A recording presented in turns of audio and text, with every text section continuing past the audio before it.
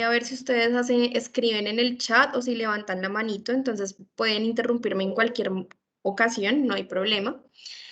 Y antes de comenzar, bueno, también voy a apagar mi cámara, voy a compartir mi pantalla y me indican, porfa, cuando ya la estén viendo. Ya estamos viendo mi pantalla, qué pena. Perfecto. Sí, sí, ya Sí. Ok, muchas gracias. Efectivamente, yo soy coordinadora de formación de SIM Colombia. Digamos que las especialidades que nosotros manejamos es de forma muy general poder abordar temas de interés que tienen que ver con la pedagogía y la didáctica. Y en este caso, pues nos trae esta capacitación que tiene que ver con fundamentos para la planificación por competencias. ¿Qué vamos a lograr el día de hoy? El objetivo es pues fundamentar el diseño y planificación curricular a través de este enfoque, revisar un ejercicio de identificación de competencias transversales y específicas para las instituciones educativas, ya que pues cuando hablamos de competencias no hablamos únicamente de elementos concretos de las asignaturas, sino que hablamos también de, digamos, distintos tipos de habilidades y aprendizajes que nos proponemos como institución educativa y que podemos estipular en nuestro plan o diseño curricular. Sin embargo, antes de comenzar, me gustaría mucho escucharlos a ustedes. Y es que este es un tema supremamente común, eso es un tema que está en boga como que todo el tiempo, del cual hablamos todo el tiempo, pero lo que ocurre es que de pronto cada una de las asignaturas la asume de una forma distinta. Entonces quisiera que me contaran su experiencia con las competencias a nivel, digamos, de planificación, de implementación curricular. ¿Es difícil? ¿Es sencillo? ¿Cómo les parece este enfoque?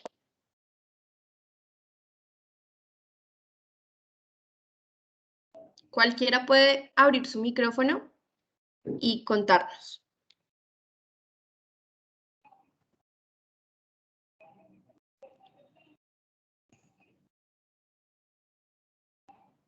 ya va, se cambió la pantalla. ¿Podrías colocarla nuevamente, por favor? Vale, digamos que en este caso vemos únicamente la fundamentación de qué lograremos hoy, pero la pregunta está dirigida a su experiencia. Esta charla no me gustaría tenerla únicamente como un monólogo, sino que me gustaría mucho escucharlos. ¿Qué experiencia tienen en el colegio trabajando por competencias? ¿Cómo les va con la implementación del aprendizaje basado en competencias? Bueno, yo creo que hemos hecho un ejercicio estamos en ese proceso de ajuste curricular, Sí, adaptando esos procesos de aprendizaje que nos piden los estándares, ¿cierto? así Dando es. siempre un poco más y, y ligando esas habilidades, ¿no? que tienen pues cada proceso cognitivo, es decir, estamos en ese proceso de transición en aprender cómo no se enseña solamente el contenido, Así es. sino se desarrollan eh, niveles de profundización de ese aprendizaje. Entonces estamos reconociendo pues esas microhabilidades que contempla la taxonomía de Bloom y ligada pues a esos tópicos de conocimiento que abordamos cada uno desde las diferentes áreas. Entonces ha sido un ejercicio pues lento, ¿cierto? Porque pues nos hemos dado a la tarea de reconocer, identificar los estándares o las orientaciones o lineamientos que se rigen para cada una de nuestras áreas, pero la idea es cada día fortalecer más esas, esas estrategias, ¿no? Esa didáctica de la enseñanza y, y sobre todo ahondar en, en, en ver cómo los estudiantes se les desarrolla esas habilidades en un determinado contexto. Siempre partiendo de lo que ellos saben y de las capacidades diferenciales que cada uno posee. Entonces, esa ha sido como la experiencia. No sé si alguien quiera complementar. Gracias. Gracias. Muchas gracias. Cris, Alexandra. Bueno, nosotros desde la educación artística pues tenemos cosas que ver como en competencias, lo que son competencias desde la parte corporal, ¿no? Entonces, cómo desarrollamos esa parte comunicativa desde lo corporal, desde la parte gráfica, desde la parte estética, desde la parte también del sonido, ¿no? Lo que es la música, como también desde la experiencia intrapersonal e interpersonal se pueden desarrollar competencias, ¿no? Por el hecho de que el estudiante pues tiene una experiencia dentro del ámbito cultural y social, que nosotros desde las áreas artísticas manejamos esta parte. Entonces pienso que ahí vienen también desarrollo de procesos de pensamiento, procesos de desarrollo de creatividad, de comunicación, ¿no? Pensamiento crítico también, pensamiento reflexivo. Entonces creo que desde allí vienen unas competencias para nosotros bien interesantes y creo que los hemos manejado, la transformación simbólica también como signo de aprendizaje, desde cómo se hace una lectura simbólica de obras de arte o desde la misma expresión del cuerpo, ¿no? Desde la parte edufísica como desde la parte artística. Muchas gracias. Claro. Gracias, Luz. Bueno, no sé si alguien más quiera compartirnos de pronto su experiencia. Lo ligo más que todo, de pronto también, a las dificultades que nos encontramos al momento de implementar el modelo. Esto partiendo del hecho de que cuando nosotros estamos en una transición como estas, pasar de enseñar por contenidos a pasar a enseñar por competencias, muchas veces pues encontramos dificultades. ¿Qué dificultades se encontraron, por ejemplo, en las demás asignaturas? Algo muy particular. Perdóname un momento ahí, Alexandra, qué pena que yo sea intensa. Tranquila, tranquila. Bueno, nosotros no tenemos como especificaciones en las competencias, digamos, específicas artísticas que están tales y tales diseñadas. Yo pienso que nosotros tenemos es como una variedad porque nosotros son lineamientos curriculares, ¿verdad? Entonces, Sí. dentro de los lineamientos curriculares, pues hay un bagaje de posibilidades dentro del arte, dentro de la música, dentro del diseño, dentro de la educación física también, porque educación física también trabaja por lineamientos curriculares. Sí.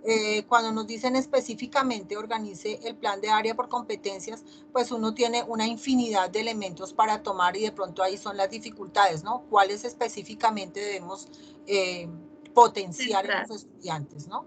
Eso es para nosotros. Muy bien, Luz Estela, muy bien, muchas gracias por tu intervención. Bueno, efectivamente, digamos que hay algunas diferencias en las cuales nosotros podemos partir y tiene que ver con los lineamientos que nos entrega el Ministerio de Educación, todo lo que son referentes de calidad bajo los cuales nosotros pues debemos responder de cierto modo a lo que nos implican en algunos los estándares, en otros los lineamientos, en otros digamos que hay documentos supremamente específicos y relacionados que llegan en las áreas básicas, están supremamente hilados, ¿cierto? Y llegan hasta mallas de aprendizaje supremamente específicas. Una de las grandes ventajas, y puede que sí sea algo complejo para nosotros, es la gran libertad que tenemos cuando tenemos esas orientaciones pedagógicas que nos entregan como áreas independientes, artística, educación física, tecnología, entre otras, ¿vale? Cada asignatura tiene sus propios referentes de calidad, pero cuando hablamos de competencias, digamos que lo podemos centrar mucho más hacia la metodología en la cual trabajamos o con la cual trabajamos ese enfoque. Y el diseño curricular, pues obviamente corresponde efectivamente a esos lineamientos que nos entrega siempre el ministerio. Entonces, digamos que a mí me gusta mucho escuchar su voz porque pues sé que también tienen experiencia trabajando con esto, en este proceso de transformación que han tenido, pues seguramente se han encontrado con retos, se han encontrado con elementos donde han aprendido demasiado y eso es súper valioso en un proceso de cambio al hablar de competencias. Por eso quería como saber un poco el contexto en el cual nosotros estamos trabajando. Digamos que en ese sentido, por eso traía la pregunta de cuál es el reto al momento de enseñar por competencias. Hablar mucho del diseño, ¿cierto? Y tener todo estipulado y planificado, muchas veces viene a ser la parte más sencilla del trabajo por competencias, poder establecer las relaciones a nivel de documentos, pues nosotros podemos realizarlo con la experiencia que hemos venido teniendo, pues diseñando planes curriculares, diseñando planes de aula. Pero el verdadero reto muchas veces, pues nos lo implica es la implementación metodológica de este modelo, justamente porque a nivel tradicional, pues nosotros casi siempre hemos trabajado por la enseñanza de contenidos que nos entregan también pues los textos escolares o el mismo plan general que tenemos. Colombia no es un país, o sea, Colombia es un país que no tiene un currículo único. Y cuando no tiene un currículo único, le entrega la total libertad a los docentes y a las instituciones educativas para que ellos puedan planificar su currículo de acuerdo a los objetivos que se trazan, independientemente pues de cuáles sean estos. Tenemos la posibilidad de establecer nuestras metas. ¿Qué es lo que sí nos solicita el Ministerio de Educación? Nos solicita que sí o sí tengamos una relación con los referentes de calidad que ellos nos entregan, que son estandarizados y buscan garantizar que la mayor parte de la población del país pues puede acceder a la educación de una forma pues, equitativa, ¿cierto? A nivel en lo que implica lo que es básico. Cuando hablamos del concepto de planificación curricular, vemos que es un proceso y ese proceso nos implica poder prever y previsualizar, predeterminar lo que nosotros necesitamos para poder establecer esas competencias. Muchas de ellas pues ya no las entregan como tal esos documentos. Poder realizar y ejecutar ese plan curricular, que es justamente esa parte donde más de pronto tenemos retos, y poderlo controlar o monitorear. ¿Vale? En un proceso de planificación son 3 elementos que yo puedo tener a la mano y que en cualquier elemento o ejercicio de planeación, pues me lo implica. Si yo planeo un viaje, por ejemplo, yo les hago la pregunta a ustedes, cuando planean un viaje, ¿cuáles son los pasos a seguir para ustedes? Un ejemplo. Si nos vamos ahorita de vacaciones con distanciamiento social, ¿qué tengo que prever? El tiempo, el sitio a donde voy, los costos, Perfecto. las actividades que voy a realizar, entre ¿Dónde me voy a quedar? sí. ¿Cierto? Que ahorita, por ejemplo, con todo el tema de la pandemia, pues un lugar que me garantice que tiene, por ejemplo, protocolos de bioseguridad, ¿verdad? Entonces, esos elementos de prevención son los que yo también, si traslado a la planificación curricular, pues los tengo que tener presentes al momento de planear mis diseño curricular anual, porque digamos que este también me va a permitir saber cuál es mi alcance. Cuando yo estoy realizando, cuando yo estoy allá, también tengo que prever el hecho de que, digamos, si estoy en el viaje y me ocurre algo que esperamos nunca suceda así, pero de pronto pasa, se me pierde la billetera con todos mis documentos y con todos mis elementos personales importantes, ¿qué debo hacer?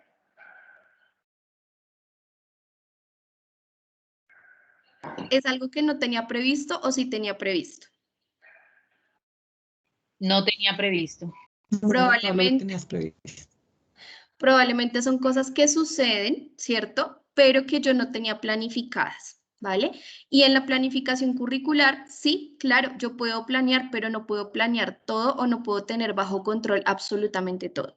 Por esa razón, digamos que muchas veces cuando tenemos esta experticia a nivel pedagógico y didáctico, pues también es muy válido poder tomar decisiones, ¿cierto? En el momento en el que yo estoy trabajando, pero con un fin único y es seguir cumpliendo la meta que yo me establezco.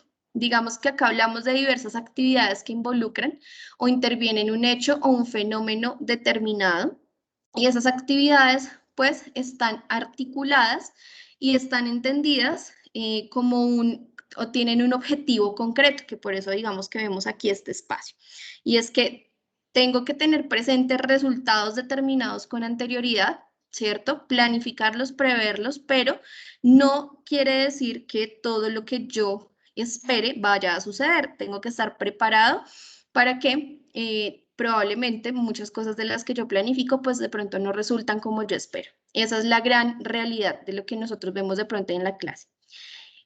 Partimos de necesidades y es que cuando hablamos de la planificación curricular, pues tenemos en cuenta elementos de diagnóstico, conocemos nuestros estudiantes, si no conocemos nuestros estudiantes, hacemos lo posible por lo menos diagnosticar un poco cómo están los chicos frente a las competencias que establece o que yo tengo establecidas para determinado momento y eso me permite tomar decisiones también. Y también, pues, la planificación curricular está ajustada a los medios que tengo disponibles. No es lo mismo planificar o tener la planeación que ustedes puedan tener en su institución educativa a una institución educativa en contextos totalmente diferentes. Por ejemplo, si yo les digo que tengo que hacer una planificación curricular de artística, de pronto, no sé, en Guainía, ¿cierto? Donde de pronto hay escuelas más rurales, donde de pronto no tienen tanto acceso a Internet, mi planificación curricular pues debe ser totalmente adherida a las posibilidades y los medios que yo tengo dentro de la institución educativa. Entonces, la planificación es muy, muy importante por ese lado. ¿En qué consiste? Es un proceso que me determina como un derrotero a donde yo voy a ir y llegar al punto más eficiente y eficaz posible, ¿cierto? No llenarme y saturar a mis estudiantes o saturarme a mí de actividades y de contenidos que probablemente en la marcha yo pongo el tope, pero seguramente a veces en la marcha yo misma o yo mismo digo, de pronto no lo estoy logrando porque no me alcanza el tiempo y mucho más ahora que estamos de pronto en lo que es, bueno, de la semipresencialidad o la totalidad, la virtualidad completamente o pues hay colegios que ya están en presencialidad, pero eso va a diferir bastante. Se ocupa solamente de determinar qué se debe hacer, digamos que porque yo puedo planificar algo y como les decía anteriormente, pueden ocurrir cosas que no correspondan a lo que yo planeo, por lo cual yo también debo estar previendo que luego tenga que tomar decisiones prácticas para que yo pueda implantar el objetivo de aprendizaje, así no sea lo que yo tenía planificado al pie de la letra, ¿vale? Porque pues al ser seres humanos, pues bueno, pueden suceder diferentes elementos. Planificar, sí, consiste en utilizar unos procedimientos y cuando hablamos de procedimientos ya estamos enfocados es a trabajar con elementos metodológicos muy concretos a través de los cuales yo pueda introducir una mayor racionalidad y tener como más monitoreado un proceso de aprendizaje y de enseñanza.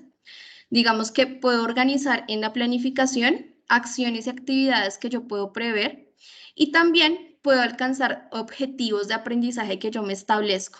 Eso yo lo puedo establecer previamente y como les digo, yo lo puedo establecer en la planificación, pero la metodología es la que me va a dar como tal el aspecto crucial para lograr alcanzar esos objetivos. El enfoque educativo por competencias, eso es como un recorderis, se centra en un proceso para que los estudiantes logren una transferencia de conocimientos a su contexto inmediato. ¿Qué entendemos por transferencia en el caso de ustedes?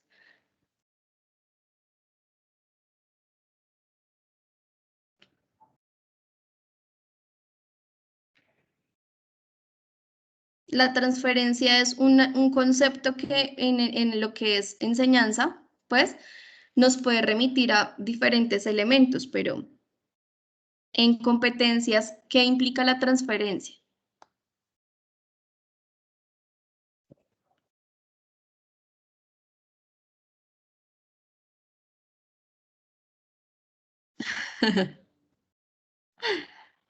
Vale, bueno, está bien.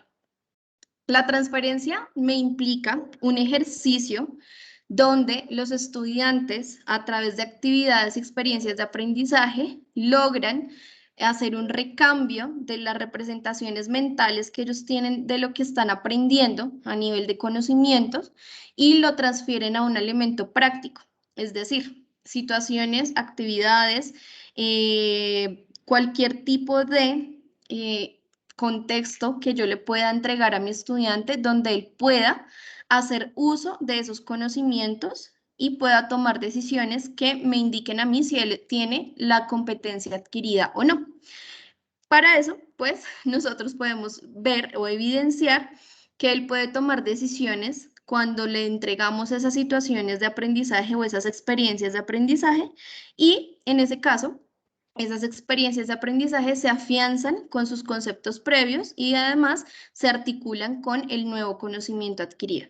Entonces, cuando hablamos del enfoque por competencias, no implica un aprendizaje únicamente centrado en los contenidos y en algún tema teórico que yo tenga que darle a mis estudiantes para que lo aprendan, ¿cierto? Sino que me implica es evidenciar, poder dar cuenta de que el estudiante ha adquirido ese conocimiento y lo pone en práctica en su vida cotidiana. Eso realmente es lo que es valioso del enfoque educativo por competencias. Hablamos de que siempre vamos a encontrar como una ruta didáctica y esto ya se traslada específicamente como al aula. Hay secuencias didácticas que van a diferir, ¿cierto? Esta es una secuencia didáctica supremamente global, pero digamos que las secuencias didácticas que nosotros utilizamos al dar las clases, pues nos permiten organizar en el aula como tal esas actividades de aprendizaje para que mis estudiantes tengan una relación coherente entre lo que aprenden y lo que van a implementar en la práctica. Aquí lo que nosotros nos encontramos es que el elemento de transferencia viene después de que yo, digamos, en una clase o en un bloque de clases, he trabajado una reflexión inicial o actividades para reflexión inicial. Esa reflexión inicial tiene una función concreta que pues implica asociar al chico, hacer conexiones donde los chicos le puedan dar sentido o les llame la atención o los motivemos a lo que van a aprender. Podemos hacer después de esto una conexión con los conceptos previos y es que pues ellos puedan evidenciar a través de actividades muy concretas cómo lo que vamos a aprender pues les sirve en su vida cotidiana, pero además de todo si ellos ya tienen algún conocimiento previo de esto. En este ciclo didáctico hablamos de un momento de apropiación donde aquí particularmente es donde nosotros entramos fuertemente a hacer la aclaración de conceptos con ayuda del contenido.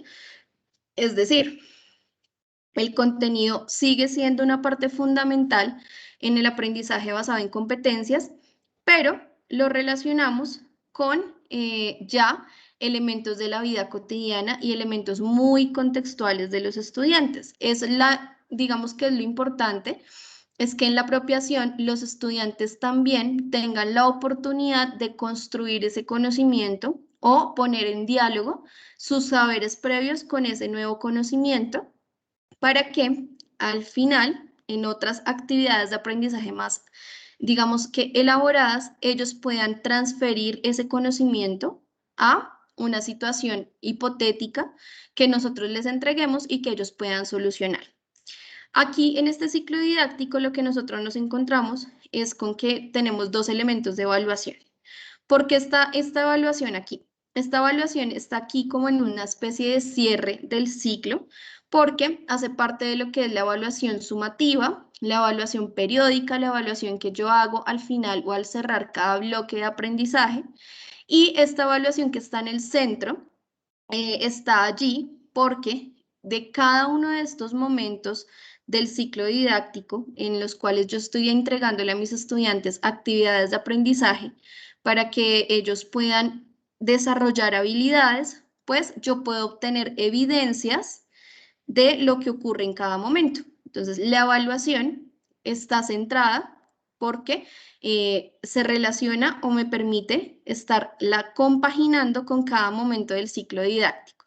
Si yo estoy haciendo una actividad de reflexión inicial, yo puedo evidenciarla. ¿Sí? Si yo estoy haciendo una actividad de conocimientos previos o de relacionamiento con esos conceptos previos, también la puedo evidenciar. Si estoy trabajando la apropiación, cualquier actividad que yo trabaje en cada uno de estos momentos me va a generar evidencias de aprendizaje.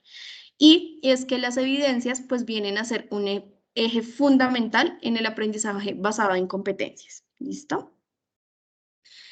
Este enfoque, digamos que deriva su contenido de tareas que ellos desempeñan.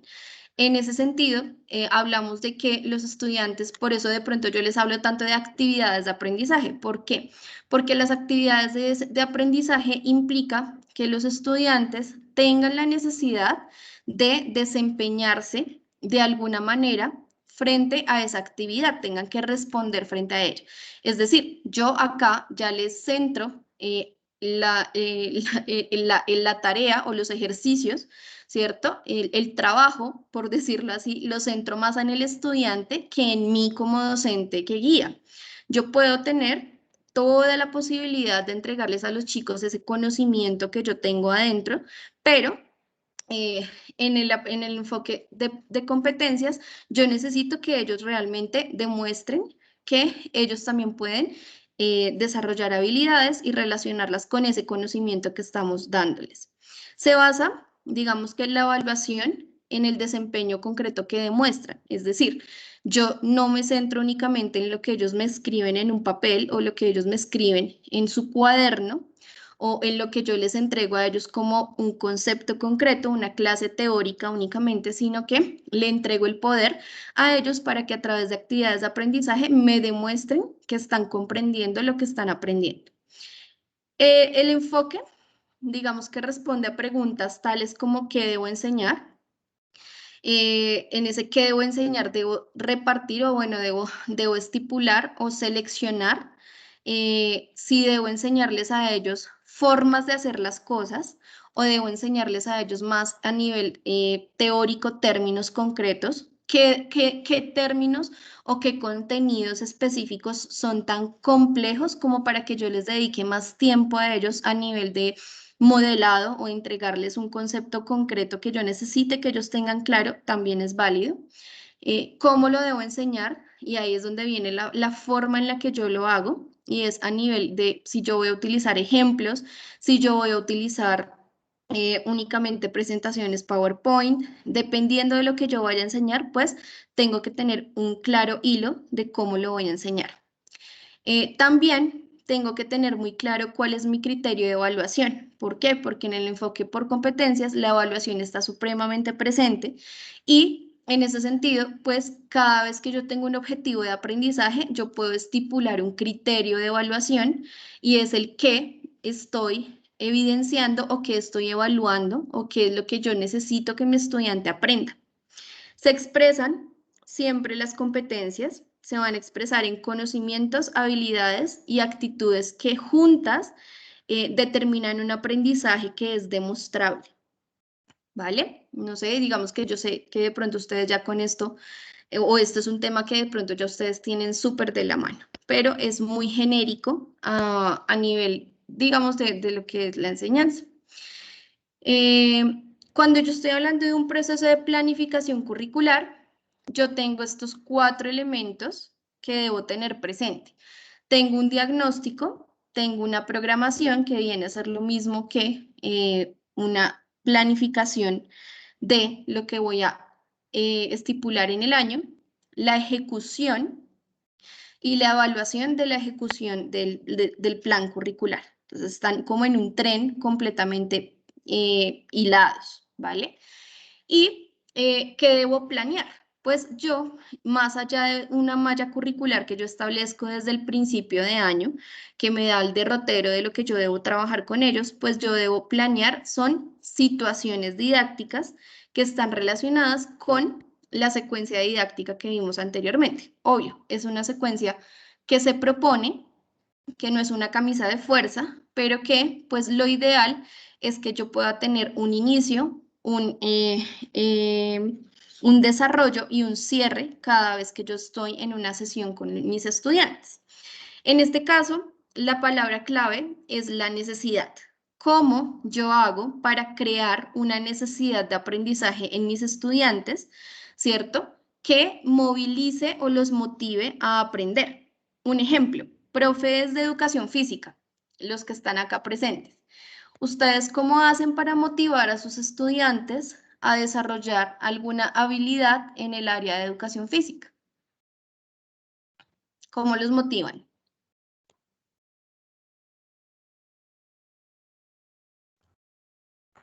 Buenas tardes. Buenas tardes. Bueno, entonces la parte de la motivación para los muchachos o los niños en el área de educación física, pues parte desde la aplicación de un gesto técnico, por ejemplo, a nivel deportivo, ¿sí? Entonces, ¿de qué forma aplicar un gesto técnico de recepción con los antebrazos en voleibol en una situación específica de juego? ¿Sí? Entonces, desde ahí se crea como la necesidad de aplicación de este gesto técnico y pues desde ahí pues se va motivando el muchacho para que pueda realizar el gesto técnico con mayor apropiación. Sí. ¿Qué ocurre con los estudiantes que no les gusta el voleibol, por ejemplo, y que igual, obviamente, pues por la clase, porque digamos que tienen en su plan lo deben realizar, pero si no les gusta, ¿tú notas las actitudes de ellos? Sí, claro, claro, ellos son apáticos frente a algunas actividades deportivas. ¿A qué nos encaminamos nosotros? A tratar de enamorarlos un poquitico de esa parte, facilitándoles las tareas motrices. Entonces, ahí partimos de diferentes tareas motrices de diferentes complejidades, ¿no? Entonces, unas más difíciles que otras para así poderlos ir motivando. Entonces, se les da diferentes herramientas a ellos para que vayan avanzando en la medida de su aplicación. Entonces, entre más fácil les parece el gesto técnico, pues te motivan un poquitico más, ¿sí? Y en la medida en que se van motivando, pues uno va agregando el grado de dificultad hasta que lo pueden realizar. Entonces, para esto, pues aplicamos actividades predeportivas, ¿sí? Sí. No les gusta el voleibol, podemos aplicar un juego predeportivo, un balón volante, por decirlo así. Entonces, se les dan Ok. las especificaciones del juego, ¿sí? Y el trabajo en equipo, pues lo hace todos. Sus compañeros se encargan también básicamente de este proceso de motivación para el muchacho. ¿Sí? No le gusta la actividad de pronto, pero se va motivando a realizar el trabajo con sus compañeros por el simple hecho de estar compartiendo con ellos. Sí, ok. Vale. En ese sentido, también es importante ver que, por ejemplo, ¿cierto?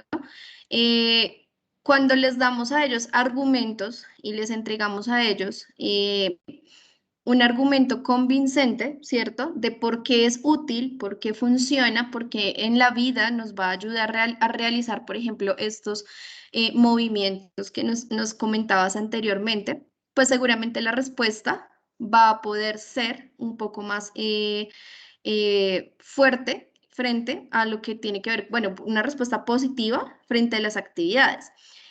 Un ejemplo, ¿cierto? Si yo le pongo a mis estudiantes una situación totalmente fuera de el deporte en el cual ellos tengan que utilizar el antebrazo, ¿cierto? No sé, se me ocurre.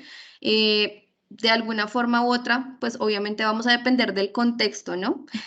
Pero digamos que tienen que llevar a su abuelita al médico y su abuelita tiene, por ejemplo, una situación, ¿cierto? Una silla de ruedas, pero la silla de ruedas está dañada. Ellos cómo van a resolver esa situación y sabiendo que tienen que utilizar la fortaleza de los antebrazos que están fortaleciendo con estos ejercicios que tú les estás dando, ¿sí?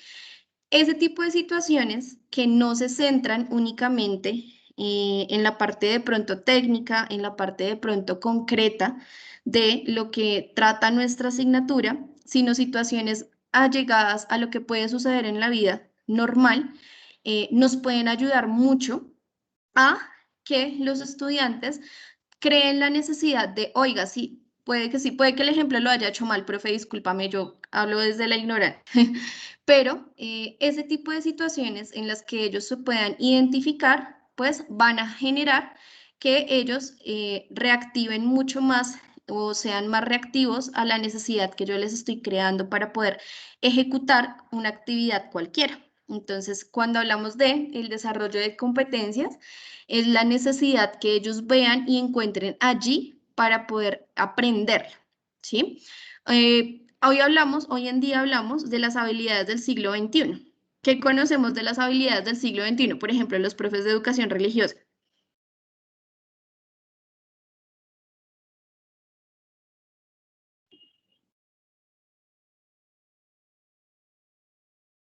¿O cómo creen? Bueno, si las tenemos presentes. O si alguno de los profes que están acá las conocen, han escuchado hablar de las habilidades del siglo XXI.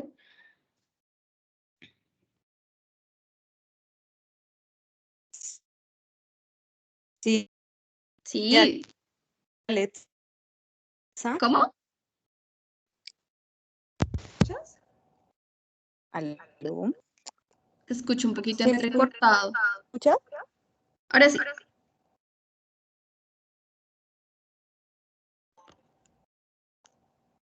¿Aló?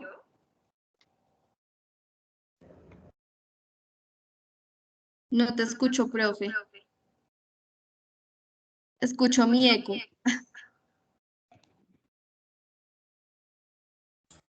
Yo te estoy escuchando bien, Kate. No sé si de pronto los demás docentes nos están escuchando bien.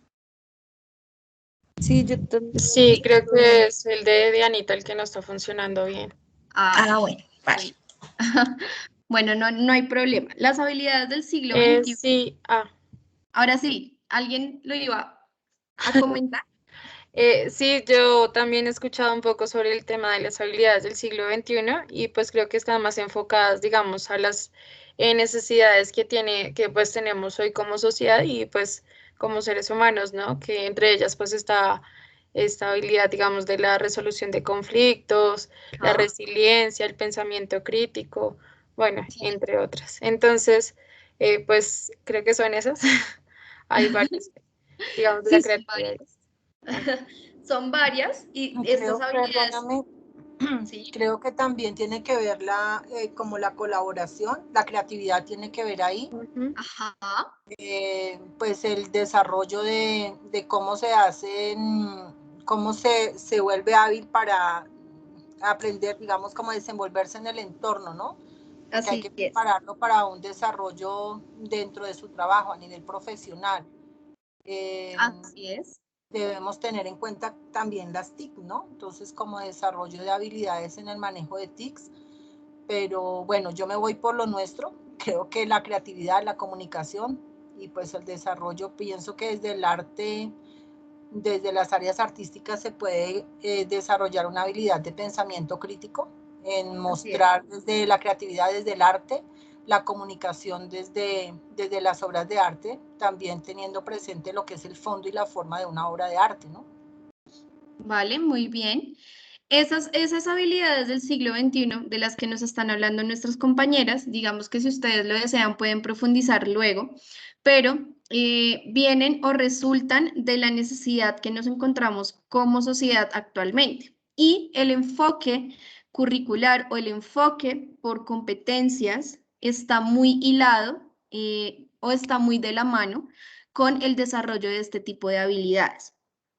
Habilidades como la empatía, como la colaboración, como le decíamos, el liderazgo, entre otras, pues son necesidades de la vida, ¿cierto? Son habilidades para la vida y cuando nosotros las empezamos a hilar con lo que nosotros tenemos en cada una de nuestras asignaturas, vienen a ser mucho más significativas y vienen a crear o a enlazarse mucho mejor con la necesidad que yo estoy creando en los estudiantes para aprender determinado elemento o determinada competencia para que ellos la puedan desarrollar. En ese caso, vemos como en este ejemplo que yo parto de una necesidad que motiva a un interés del estudiante, ¿sí?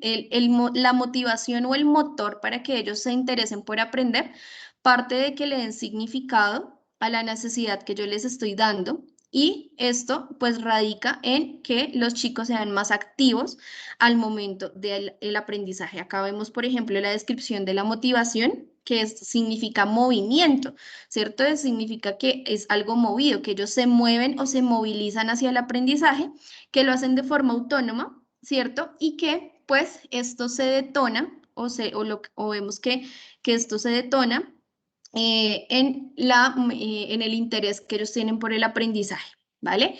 Y digamos que, como les decía, hablar de motivación tiene que ver con diferentes niveles de lograr ese aprendizaje. Por ejemplo, decía ahorita el profe que en un ejercicio práctico él les colocaba a los estudiantes diferentes actividades o diferentes ejercicios con niveles de complejidad hasta lograr llegar a desarrollar el elemento puntual que él necesitaba que ellos desarrollaran en el caso del voleibol. Entonces, si lo trasladamos a las otras asignaturas, pues cuando yo veo que, digamos que yo le creo esa necesidad al estudiante, en la motivación, pues él va aumentando también el nivel de interés y vamos viendo que comienzan a ser más autónomos o comienzan a ser un poco más participativos en las actividades de aprendizaje que yo les pueda asociar. De acuerdo con esto, digamos que lo que vemos aquí es que por la naturaleza social que tiene el ser humano, cuando nos plantean un reto, por ejemplo, pongámoslo en el ejemplo del juego. ¿Por qué las personas cuando están jugando algo, cualquiera, si estoy jugando así sea un Mario Kart, cuando ya se me van las 3 vidas, yo tengo la necesidad de volver a comenzar el juego, ¿sí? Es una necesidad de logro, es una necesidad que tiene el ser humano de forma innata de superar retos, de aumentar de niveles de complejidad, ¿cierto? Y actividades en las cuales yo les doy a mis estudiantes distintos niveles de exigencia, les plantean a ellos distintas formas en las cuales se van a poder desempeñar. Si yo trabajo con el interés y la necesidad de mis estudiantes, pues también puedo entregarles recursos para que ellos logren determinado desempeño. Eso lo vamos a ver un poco más adelante. Y acá, en este caso, vemos, por ejemplo, que para formular las competencias, yo no debo partir, ¿cierto? O bueno, sí, debo partir como tal de esos distintos niveles de desempeño que pueden tener mis estudiantes. Esos niveles de desempeño pueden precisarse con la taxonomía de Bloom, que nos decía ahorita Cristina, que nos participó al principio, y es que para cada uno de estos procesos cognitivos, ¿cierto? Yo puedo establecer diferentes elementos o actividades que les ayuden a mis estudiantes a adquirir diferentes habilidades. Las habilidades son cruciales al momento de desarrollar competencias, y es que yo no puedo llegar a analizar, ¿cierto? Sin antes haber desarrollado habilidades relacionadas con aplicar, habilidades de la comprensión, habilidades para recordar. Como lo decíamos ahorita, o como lo decía Cristina, son microhabilidades que están relacionadas con cada uno de estos grandes procesos cognitivos y que van con diferentes niveles de profundidad. Empezamos por la parte de recordar. Yo puedo generar actividades de aprendizaje que les permitan a mis estudiantes recordar y al mismo tiempo trabajar actividades de aprendizaje para que mis estudiantes analicen o practiquen, ¿cierto? En este caso, que tiene que ver con actuar, con emplear, con practicar, hasta llegar al punto de que ellos puedan evaluar, argumentar, medir y finalmente puedan crear. Según la taxonomía de Bloom, que yo sé que digamos que ustedes la han venido trabajando por lo que comentó la profe Cristina, pues sabemos que los chicos pueden desarrollar diferentes niveles o pueden desempeñarse de distintas formas y yo puedo establecer esos niveles de desempeño con la taxonomía de Bloom. Esos dominios y categorías me dan niveles de profundidad cognitiva y no quiere decir que los estudiantes primero siempre tengan que recordar para luego aplicar. Ellos pueden tener procesos cognitivos en los que pueden desarrollar exactamente al mismo tiempo habilidades de recordar y habilidades de evaluar, pero pues yo soy quien establezco esos niveles de profundidad cuando estoy trabajando con mis estudiantes en alguna actividad educativa. En este caso, pues yo parto también de los lineamientos, estándares básicos de aprendizaje y derechos cuando existen, ¿sí? En este caso, pues puede que el área de inglés o el área de idiomas en el colegio tenga estos referentes de calidad, pero en la mayoría lo que encontramos son lineamientos curriculares y orientaciones pedagógicas. Estos documentos me dan el derrotero a nivel como normativo de lo que yo debo seguir, pero pues en el caso de las áreas independientes tengo bastante libertad para poder hacer la planificación anual de las competencias que yo necesito que mis estudiantes adquieran en cada año escolar. En este caso, cuando yo establezco las estrategias adecuadas, pues aplico estrategias priorizando el aprendizaje antes que la enseñanza. Yo delimito mi rol de guía, ¿cierto? Y en este caso, pues busco que mis estudiantes se motiven al aprendizaje, identificando también sus propias formas de aprender. Es muy diferente hablar de un muñequito, ¿cierto? O mostrar en una imagen el crecimiento de una planta, a que si yo les digo a mis estudiantes que hagamos el ejercicio de sembrar en casa y puedan hacer ejercicios de observación. La siembra en casa no solamente tiene que ver con el desarrollo de habilidades desde la parte científica a nivel de observación. Un ejercicio como este, por ejemplo, de observar el crecimiento de una planta, pues puede fundamentar diferentes habilidades en ellos. Yo les hago una pregunta, todos los profes que están acá presentes de todas las asignaturas. ¿Para qué utilizarían ustedes una actividad de siembra en casa en su área? Ejemplo, voy a ir preguntando uno por uno. Artística, ¿cómo utilizarías esta actividad? En artística, para ver cómo va el proceso de evolución de la planta. Digamos, por ejemplo, yo lo puedo relacionar como cómo germina la semilla, o sea, que de lo oculto de lo que está debajo, de pronto hay algo maravilloso que surge por debajo de la tierra y después viene la planta. Entonces, es relacionarlo con la vida y cómo la vida también se va transformando. Yo lo tomaría desde ese punto de vista. Pueden trabajar texturas, pueden trabajar diferentes técnicas, ¿no? Aguadas, pueden trabajar acrílicos, las mismas sanguinas, las mismas sepias, dependiendo, enseñándoles también las bases, los trazos básicos de dibujo si son niños pequeños, y si son estudiantes mucho más grandes, pues ya serían aspectos más de composición. Perfecto, súper. Digamos que en ese sentido tú también puedes enfocarte muchísimo más hacia esa parte simbólica que tiene la implicación del crecimiento de una planta. Profe de inglés, ¿cómo utilizarían este ejercicio?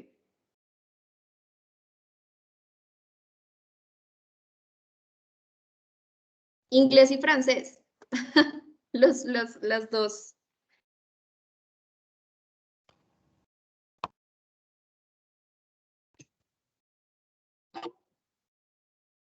Catherine, mientras que te responden los profes, ¿te puedo aportar también? Por supuesto. Bueno, desde el área de artística, especialmente en danzas, yo les haría un diario de campo donde hagan una escritura del proceso del sembrado y la evolución de su crecimiento. Entonces, llevar ese diario de campo y empezar a trabajar los olores, digamos también las texturas, ¿cierto? Y la evolución de ese crecimiento, pero a través de la escritura. Ok. Súper, que digamos nosotros desde la parte de idiomas, qué pena te interrumpo. Tranquilo. Nosotros trabajamos la parte de CLIL, que es el aprendizaje integrado por contenidos. Entonces, se podría integrar como una clase de science utilizando el idioma. Perfecto. Sí, muy bien. En este caso, ustedes trabajan también hilado con francés, tienen currículos aparte para poderlo delimitar. Bueno, en mi Sí, creo caso, que el de francés sí. está aparte, pero se podría adecuar para trabajarlo también de la misma forma. Ok, eso es algo súper interesante y es algo que acá, digamos, les decimos, inglés y las áreas de idiomas como tal tienen ese elemento que es supremamente maravilloso, que en algún momento sería buenísimo que se pudiera abordar desde otras asignaturas y comenzar a integrar contenidos como lo hacen con la parte de los CLIL. Es súper interesante por ese lado y muchas gracias, profe. Quería hacer ese comentario. Profes de ética. Alexa, ¿me escuchas? Ahora sí. Sí, señora. Bueno, esta estrategia pues de la fotosíntesis y de las plantas, desde ética se puede trabajar a partir del ámbito de desarrollo humano sostenible, pues Ok. profundizando en que pues el medio ambiente nos garantiza pues condiciones favorables para los seres humanos. Entonces, ¿cómo nosotros podemos pues favorecer también el cuidado del medio ambiente, el sembrado de árboles, o cómo a través de una huerta casera pues nosotros podemos también conservar muchas especies y pues sí, profundizar en esa importancia del desarrollo humano sostenible a partir del medio ambiente. Vale, y el papel del ser humano en esa parte, ¿cierto? Profes Sí. de educación religiosa. Sí, desde religión, pues podemos también emplearlo en el proyecto de vida, cómo vemos esta tierra, ¿no? Esta buena tierra en la que está creciendo vida y cómo vamos acompañando su proceso, ¿no? Igual también el cuidado propio de la vida, el tiempo también que se va caminando y va madurando, ¿no? Y en ese madurar y en ese caminar también encontrar esa figura trascendente que acompaña su vida, ¿no? Ese Dios que los cuida y también los invita al autocuidado, ¿no? Y en medio de ello, pues ir realizando sus deseos, sus proyectos, pues inmersos en este proyecto de vida. Ok, el significado de lo que es lo vivo, ¿cierto? La misma planta, Así el es. hecho de ser vida. Súper, digamos que es muy importante ver cómo cada uno puede ir bajando a su asignatura, algo que muchas veces cuando lo vemos lo relacionamos con qué área.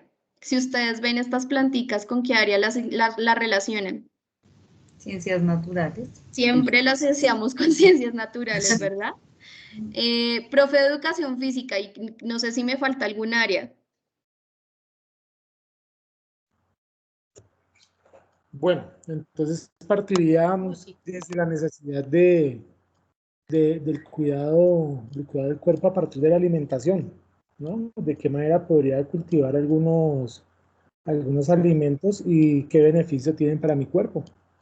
Por supuesto. Muy bien. Vale, ese ejercicio lo traemos a colación porque con un mismo espacio o en un mismo contexto que estamos viendo, por ejemplo, lo que es la siembra en casa puede ser, vemos cómo nosotros podemos desarrollar en los estudiantes o ayudarles a que ellos desarrollen diferentes competencias relacionadas con nuestras asignaturas. ¿Eso qué quiere decir? Que en la práctica cuando nosotros les damos a los estudiantes experiencias de aprendizaje significativas, que a pesar de que para cada asignatura tengan significados distintos, pues vienen a ser supremamente valiosos para poder desarrollar las habilidades que nos proponemos. Entonces, despertar el interés y el apetito, ¿cierto? Implica un poco también de esa intencionalidad pedagógica que nosotros tenemos y por eso hablamos de el diseño de experiencias de aprendizaje para que ellos las puedan aterrizar al contexto que ellos tienen inmediato. No sé, de pronto para muchos de ustedes, sus vecinos o en sus mismas casas, pues el hecho de que estuviéramos más en tiempo en casa implicó que para mucha gente le hubiese llamado la atención sembrar. La siembra en casa pues vino a ser como algo innato en lo que muchas personas comenzaron a realizar. Yo, por ejemplo, tengo muchos vecinos que acá comenzaron a hacer jardines en sus balcones y eso lo hicieron únicamente después de estar dentro de su casa. Entonces, este es un ejemplo de cómo nosotros podemos diseñar a partir de un elemento experiencias de aprendizaje que sean significativas y permitan que los chicos puedan analizar, puedan recordar, puedan crear, ¿cierto? Y que además de todo se relacione con las áreas que tenemos cada uno a cargo. Luego de esto, digamos que diseño la experiencia de aprendizaje, sí, pero tengo que seleccionar también medios y materiales que me permitan establecer esos objetivos o llegar a esos objetivos. Entonces, esto tiene que ver con establecer medios, materiales educativos pertinentes, obviamente respondiendo al contexto de mis chicos, incluso respondiendo a las posibilidades que ellos tengan. De pronto la mayoría o todos sus estudiantes sí o sí tienen acceso a Internet, tienen equipos de cómputo, tienen dispositivos móviles, tienen acceso a tecnología. Y además de todo, pues tienen espacios en sus casas donde pueden hacer de pronto diseños experimentales o prototipos donde ellos pueden trabajar en casa mucho de una mejor, pues de una forma más amplia. Esos son los medios y los materiales, son los canales de aprendizaje, son como las herramientas que utilizamos para que los chicos aprendan. Y estoy segura que de pronto la creatividad que ustedes tienen es muy grande al momento de trabajar con los chicos. Delimitarlos o establecerlos hace que para nosotros sea muy concreto el objetivo de aprendizaje, o sea, lograr el objetivo de aprendizaje. Yo puedo tener un objetivo de aprendizaje súper claro, pero si no le entrego medios a los estudiantes concretos para que ellos logren ese aprendizaje, pues es complicado. Y en este caso, pues tengo que ver que el desarrollo de las habilidades depende de el medio que rodea a mis estudiantes, es decir, de esa accesibilidad también que ellos van a tener a esos materiales que yo les entrego. En ese caso, yo tengo que seleccionar materiales, tampoco tengo que llenarme pues de una cantidad gigantesca de material de trabajo, sino que yo tengo que seleccionar 1, 2 o 3 herramientas muy concretas para distintas clases o para una clase completa. Tengo que entregarles herramientas para que ellos puedan abstraer la información, es decir, la comprensión de un concepto o de un contenido específico no tiene que ser mediado únicamente por un texto, sino que también puedo enseñarles y darles herramientas para el desarrollo de organizadores gráficos, entre otros. En este caso también le tengo que entregar a mis estudiantes herramientas para que puedan interpretar y herramientas para que puedan integrar. Las herramientas de integración vienen a ver o vienen a ser más que todo herramientas de trabajo colaborativo, donde los chicos puedan empezar a dialogar. Y esto implica que juntos, o este tipo de herramientas o medios que yo les entrego a ellos, pues les aporten a la capacidad de procesar la información por sí solos. Es decir, seleccionar también los contenidos es una tarea que tengo que hacer yo para poder ser muy concreto al momento de enseñarles a ellos herramientas para abstraer, interpretar e integrar, pues les permiten mucha más autonomía a los estudiantes. Y vemos que también tenemos que precisar los desempeños y sus niveles. El hecho de que yo tenga un logro o un objetivo de aprendizaje en competencias, esto se traduce a que los estudiantes tienen diferentes niveles de desempeño. Estos vienen a ser los diferentes niveles de desempeño. Ese es un ejemplo, ¿no? Y acá en este caso vemos una escala que tiene unas orientaciones asociadas a la socioformación, y esto es muy importante porque digamos que cuando nosotros cambiamos el lenguaje en los niveles de desempeño, cuando yo dejo de decirle a mis estudiantes y les dejo de hablar a ellos de desempeño bajo y desempeño superior, ¿cierto? Porque esto por sí solo en términos de lenguaje los clasifica a ellos. Seguramente ellos dicen, si estoy en un desempeño bajo soy malo y si estoy en un desempeño superior soy bueno.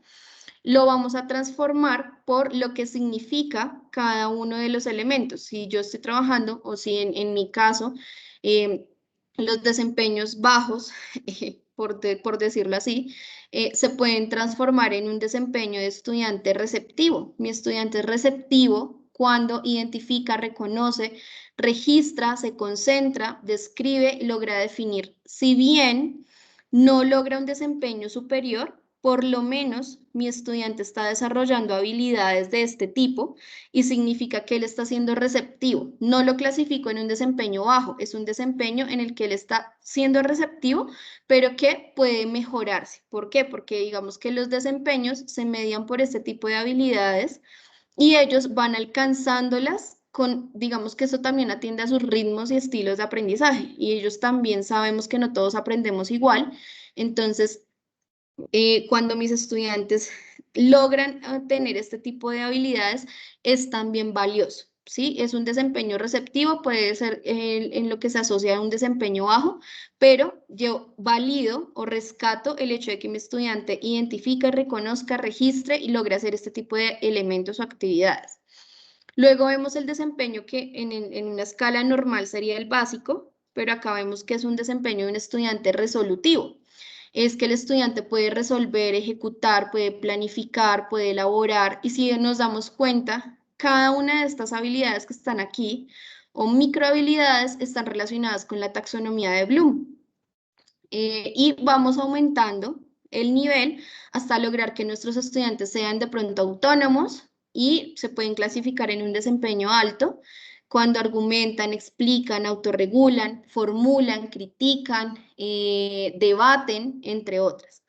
Y ver que los chicos llegan a un desempeño superior, pero que yo les puedo decir que son estudiantes estratégicos, cuando crean, innovan, se asocian con sus otros compañeros, recapitulan lo que han aprendido con sus otros compañeros, empiezan a asociar conceptos de una asignatura a otra, ¿cierto? Y estos son, digamos que esta es una escala de nivel de desempeño que modifica el lenguaje, pero que además de todo les da a los estudiantes más confianza para saber que el hecho de que estén en el nivel receptivo no quiere decir que sean malos estudiantes, sino que pueden esforzarse un poco más para lograr ser estudiantes estratégicos y que puedan lograr desarrollar estas habilidades.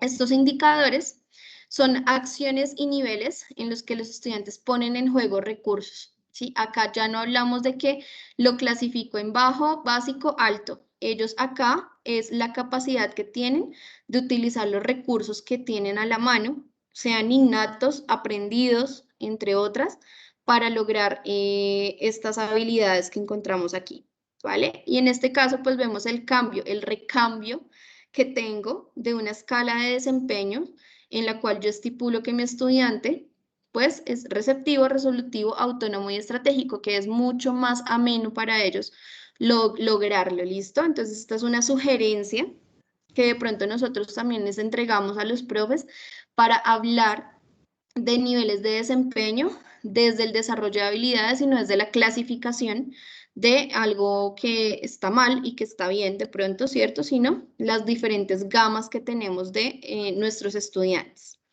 Disculpa, Catherine, una pregunta. Cuéntame. Sí, señora. Es que, digamos que esta clasificación que tú planteas a partir de los verbos de la taxonomía de Bloom se puede aplicar en la mayoría de estudiantes. Pero mi pregunta va, digamos, en los casos a partir de los cuales pues vemos que no hay, sobre todo en esta modalidad, digamos, de alternancia, que algunos estudiantes siguen en la virtualidad y no hay, digamos, una presencia, por decirlo así, dentro de las clases de parte de los estudiantes. O sea, ¿cómo podríamos clasificarlos o llegar a identificar el verbo adecuado si no hay pues sí hay una ausencia, digamos, en las clases? Pues la ausencia también nos dice muchas cosas, y es que, bueno, y te lo voy a decir de pronto a título como más de lo que yo he encontrado en encuentros con otros colegios, y es algo que está siendo muy común en muchos estudiantes. Seguramente para nosotros es frustrante porque la ausencia significa la falta de interés completa de pronto de los chicos, por parte de los chicos, porque ya se adaptaron a la virtualidad, ya saben cómo funciona, entonces ya saben qué ocurre. No los justifico para nada. pero es algo que está sucediendo, ¿sí? Entonces, clasificarlos a ellos en algún elemento es complicado cuando el desinterés es el que nos está dando como la puntada, pues, de lo que evidenciamos. Que los chicos no se conecten, la verdad es algo que estamos viviendo bastante, o sea, es algo muy común que está ocurriendo y es otro de los retos que plantea la virtualidad después de un año de pandemia. Entonces, clasificarlos en alguno de estos elementos es difícil si nosotros no podemos hacer seguimiento de un proceso. Sin embargo, algo que podemos como que fortalecer ahí y como metiendo la cucharada un poquito, tiene que ver de pronto con las actividades de aprendizaje que nosotros les entreguemos. Digamos que muchos chicos o muchas, digamos que la mayoría de colegios dicen en la clase, los estudiantes tienen que tener la cámara encendida, ¿cierto? Porque pues es la única manera de que de pronto yo garantizo que el estudiante está ahí. Pero a veces eso ni siquiera garantiza que los chicos tengan interés. Entonces, puede ser que es bastante complejo clasificarlos cuando de pronto las razones de ausencia puedan ser diferentes. No sé de pronto cómo lo podrían ver entre ustedes o qué piensan, de pronto yo estoy equivocada o qué piensan ustedes del tema, me parece importante hablarlo.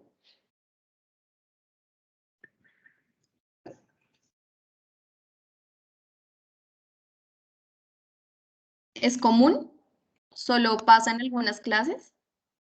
No, ha sido reiterativo, ¿no? O sea, tenemos una gama yo digo que de motivos de ausentismo y obviamente pues estamos adelantando los procesos de reflexión porque influye, o sea, el aprendizaje en casa está mediado por múltiples factores asociados a que no es un ambiente para, en muchos casos no es un ambiente propicio para que el estudiante esté totalmente conectado y dispuesto, ¿no? Ya que, por ejemplo, se conecta desde la alcoba, tiene muchos distractores, en los pequeños hay unos que requieren pues acompañamiento por parte pues, de alguien adulto, a veces no lo tienen, a veces se está en casa, pero el estudiante está totalmente solo, o sea, falta autoridad, o sea, hay múltiples factores, ¿no? Que condicionan ese aprendizaje, sumado a esas habilidades que estamos diciendo, o sea, los estudiantes de ahora no son tan conscientes de estar conectados o sea, son como multicompetentes, ¿no? Creen que pueden estar aquí, estar haciendo otras cosas, y desafortunadamente esas otras cosas son las que más le llaman la atención, ¿no? Vemos que abren páginas alternas o están jugando o viendo televisión o simplemente están acostados en la cama y por eso no abren su cámara porque no se han arreglado.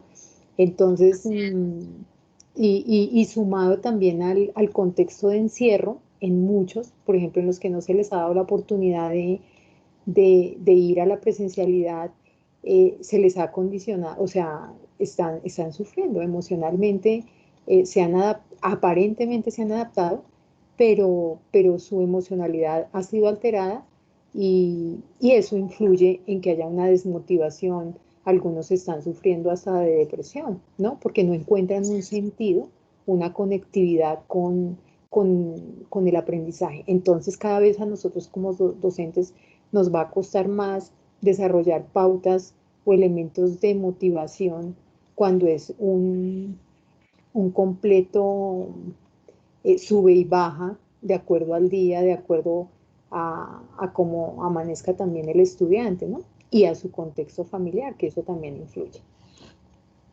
Así es, profe, así es, y es algo que, pues, a modo de reflexión, pues nos llama la atención también como sociedad, porque pues eso es algo que evidenciamos y que está sucediendo en muchos lugares.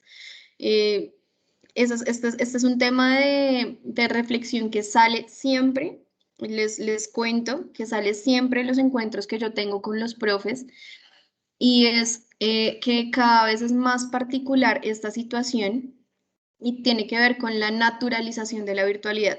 Y es en un país donde nosotros no estábamos preparados de sopetón, por decirlo así, de un día para otro nos tocó entrar a la virtualidad y tampoco hemos logrado desarrollar habilidades como sociedad, ¿no?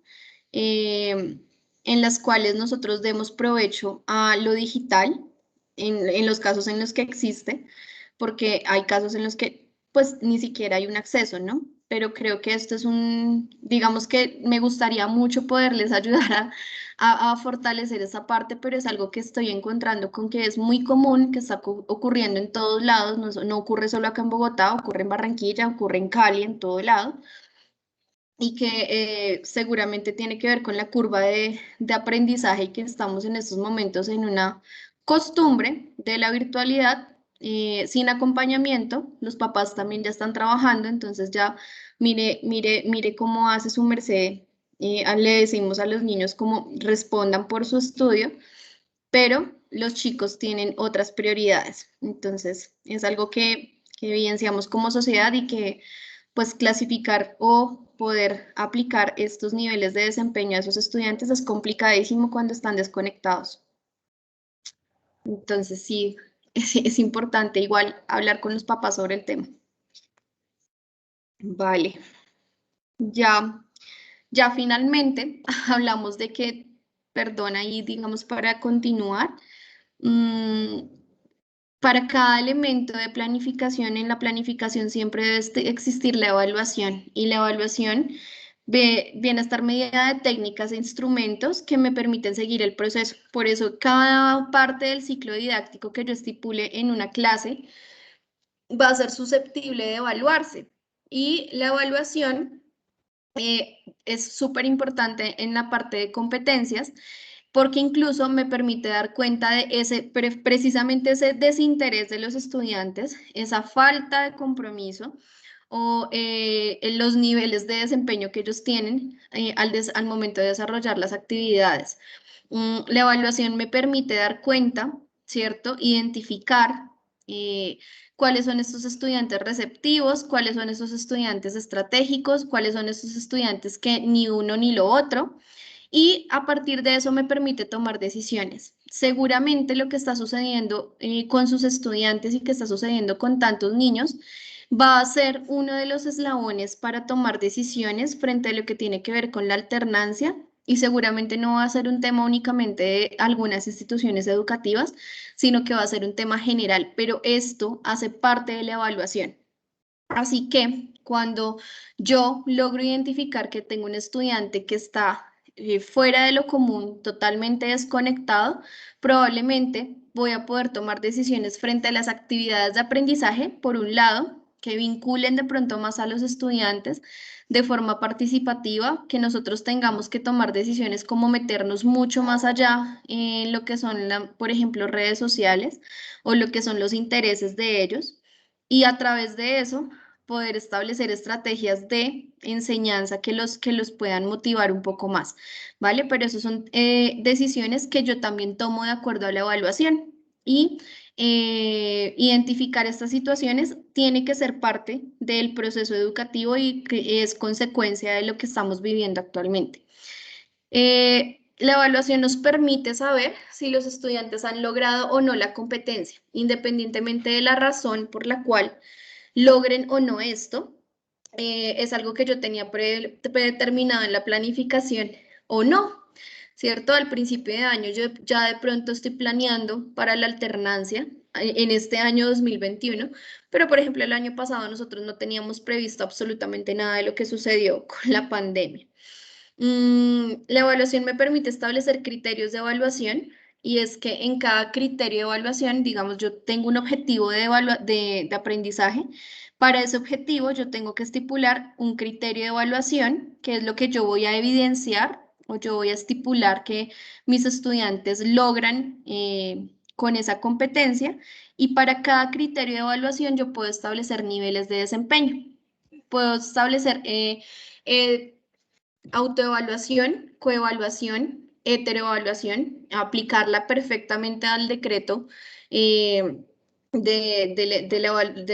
CIE, del Sistema Institucional de Evaluación, y También puedo evaluar mi plan curricular anualmente. ¿Por qué? Porque puedo decir funcionó o no funcionó y puedo tomar decisiones para modificarlo. A través de estos elementos, pues yo puedo pensar en que también la evaluación yo la puedo realizar en todos los momentos del aprendizaje del ciclo de vida. Esos son los elementos del ciclo de vida general o el ciclo de aprendizaje concreto.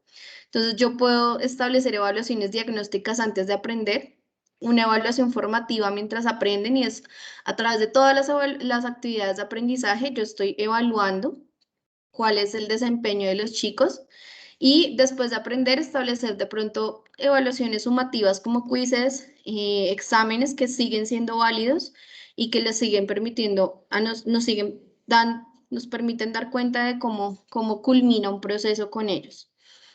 Vemos que también las rúbricas de evaluación son supremamente importantes.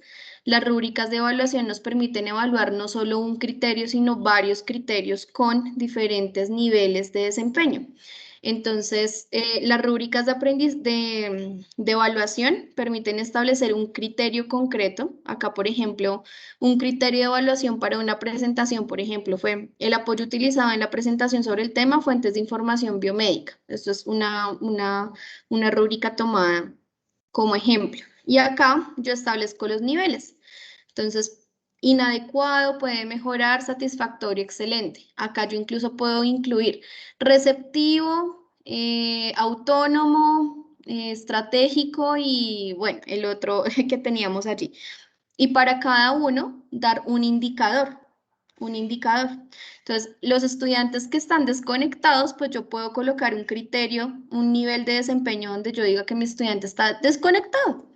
Y en el nivel desconectado, pues el estudiante no participa en absolutamente ninguna actividad de aprendizaje, y yo puedo dar cuenta de eso porque no me ha entregado ninguna evidencia, no se conecta, no está en la clase, ¿sí? Yo acá puedo establecer que para cada criterio de evaluación mi estudiante está desconectado. Desconectado, receptivo, autónomo, estratégico, entre otras, ¿vale? Ustedes pueden establecer ese nivel de desempeño sin ningún problema y darle un indicador.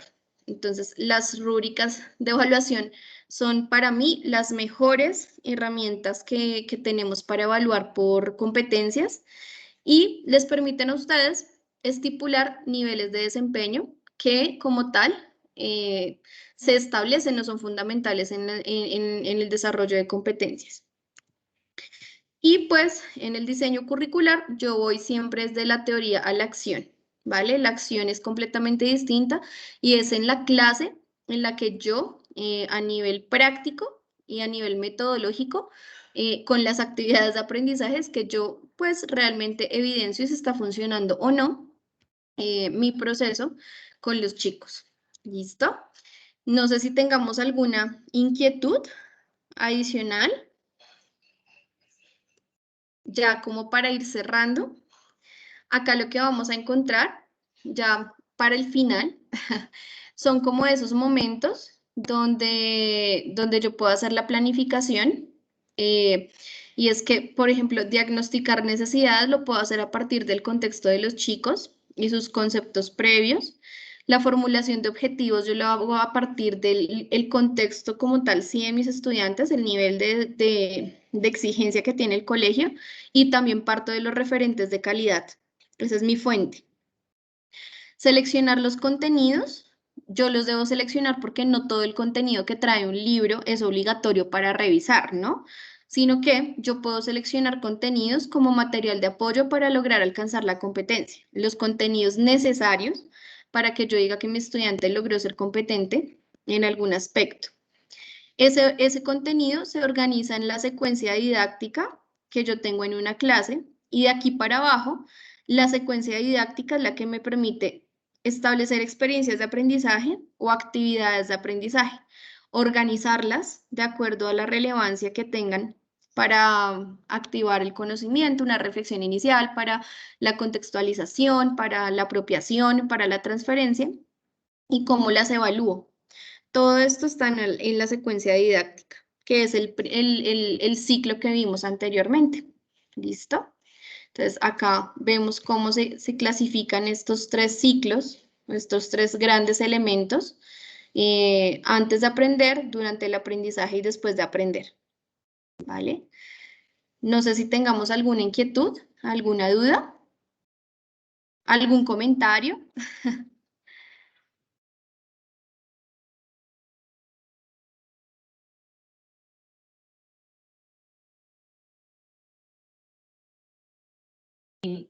Catherine, buenas tardes.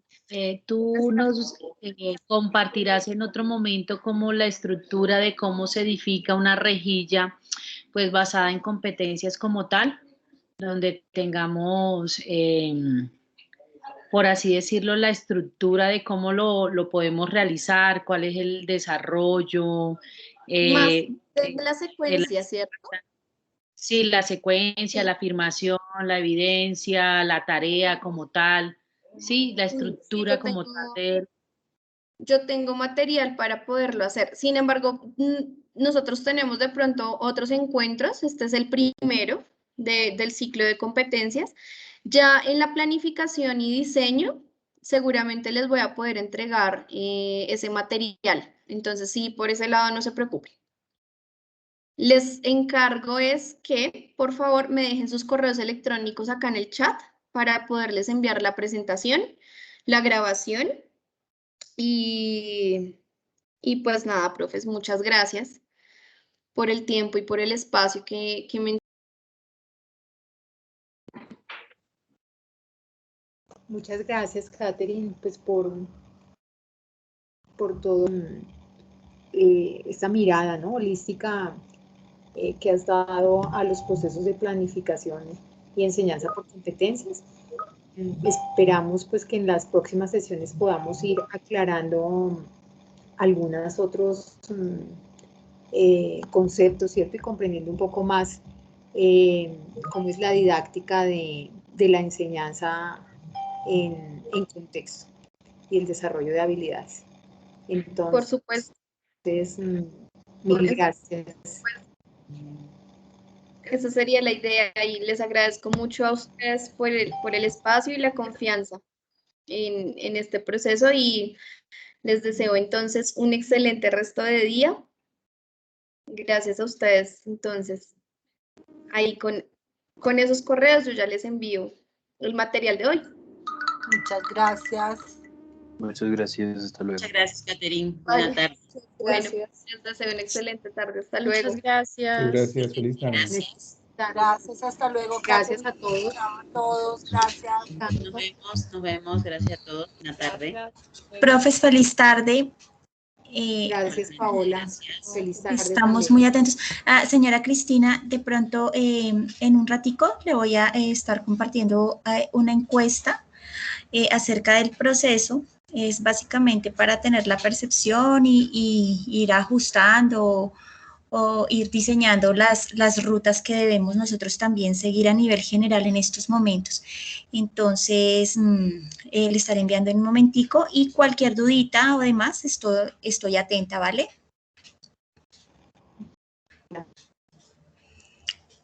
Gracias, Pau. Entonces, Catherine, mil gracias. Bueno, feliz tarde.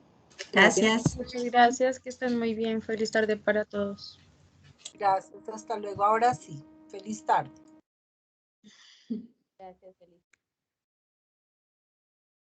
Gracias, feliz tarde.